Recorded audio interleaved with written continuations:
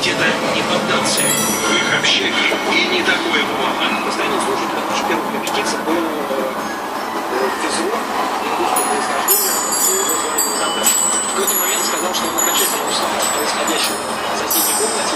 Там нельзя, там нельзя, там нельзя. Ваша комната. Как дверь. Вот весь проект какого-то действительно. Лучше все. Такая вселенная.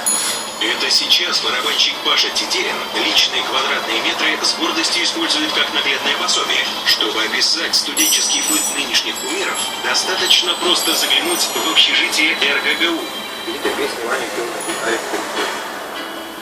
Какие-то песни Ваня записывал, когда мы сидели у него в комнате. Репетиционная база будущего проекта Noise MC